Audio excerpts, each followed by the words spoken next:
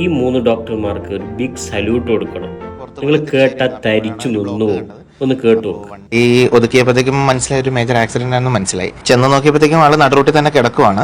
ആൾക്കാരോട് പറഞ്ഞു ആരും തുടരുത്, കാര്യം ആളുടെ തലയിടിച്ചിട്ട് ചോര വരുന്നുണ്ടായിരുന്നു. പക്ഷെ ആള് സംസാരിക്കുന്നുണ്ടായിരുന്നു. അപ്പോൾ ആളുടെ ശ്വാസകോശത്തിന് പ്രശ്നം ഉണ്ടാവാനുള്ള സാധ്യത കുറവാണെന്ന് മനസ്സിലായി. നേരെ ആ ഒരു ശ്വാസകോശത്തിന് ഉള്ളോത്തോട്ടേക്ക് ഒരു സ്ട്രോ വെച്ച് നമുക്ക് ട്രൈ ചെയ്ത് നോക്കാം. ഒരു സർജിക്കൽ പ്രൊസീജിയർ ആണ് എമർജൻസി ഡിപ്പാർട്ട്മെന്റിൽ ചെയ്യുന്നത്. അപ്പോൾ സാർ പറഞ്ഞു നമുക്ക് എന്നാൽ ട്രൈ ചെയ്യാമെന്ന് പറഞ്ഞു. അങ്ങനെ നമ്മൾ അടുത്തുള്ള ആൾക്കാരുടെ അടുത്ത് സൺഡേ ആയതുകൊണ്ട് കടയൊക്കെ അവധിയായിരുന്നു. അപ്പോൾ അടുത്ത ആൾക്കാരോട് പറഞ്ഞപ്പോൾ തന്നെ ഒരു സാധാരണ റേസറും പേപ്പർ സ്ട്രോ ആണ് കിട്ടിയത്. അത് വെച്ചൊന്ന് ട്രൈ ചെയ്ത് നോക്കാന്നുള്ള രീതിക്ക് ചെയ്തു. സാർ എന്തായാലും ഭയങ്കര നല്ല എക്സ്പേർട്ടായിട്ട് അത് ബെയർ ഹാൻഡിൽ തന്നെ ചെയ്തെടുത്ത് കിട്ടി. അപ്പോൾ തന്നെ പേപ്പർ സ്ട്രോ ആയതുകൊണ്ട് പേരിൽ അതൊന്ന് ഒരു ഇച്ചിരി ഡിഫിക്കൽട്ടായിരുന്നു. പിന്നെ അപ്പോഴത്തേനും അടുത്ത ആൾക്കാരോട് പറഞ്ഞപ്പോഴത്തേനും അവർ എവിടെ നിന്ന് കിട്ടിയ ഫ്രൂട്ടിയുടെ സ്ട്രോ ഇല്ലേ അതുകൊണ്ട് തന്നു. അത് വെച്ച് നമ്മളത് റീപ്ലേസ് ചെയ്ത് പിന്നെ ആംബുലൻസ് വന്നപ്പോഴത്തേനും സാർ തന്നെ കൂടെ പോയി. കാരണം അത് സ്റ്റെബിലൈസ് ചെയ്ത് പിടിക്കണമല്ലോ. അങ്ങനെ വന്ന് ആളെ കൃത്യസമയത്ത് എത്തിക്കാൻ പറ്റി. Big salute.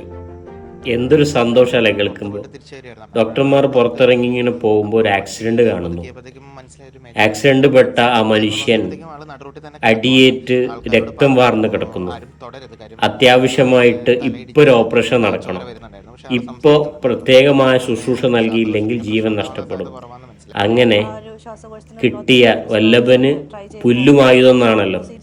കിട്ടിയ ബ്ലേഡും പേപ്പർ സ്ട്രോയും കൊണ്ട് ശ്വാസകോശം മുറിച്ച് അവിടെ തന്നെ ഓപ്പറേഷൻ ചെയ്ത് ആ രോഗിയുടെ ജീവൻ രക്ഷിച്ച കഥയാണിത് പറയുന്നത്. അത് ചിന്തിച്ചോക്ക്. ആദ്യം ഒരു പേപ്പർ സ്ട്രോ ആണ് കിട്ടിയത്, പിന്നെ ഫ്രൂട്ടിയുടെ സ്ട്രോ കിട്ടി. അതുപയോഗിച്ച് ആ ഓപ്പറേഷൻ സക്സസ് ചെയ്തു എന്നാണ് പറയുന്നത്. ഇത്ര നന്മയുള്ള നല്ല വാർത്തകളാണ് കേൾക്കേണ്ടത്.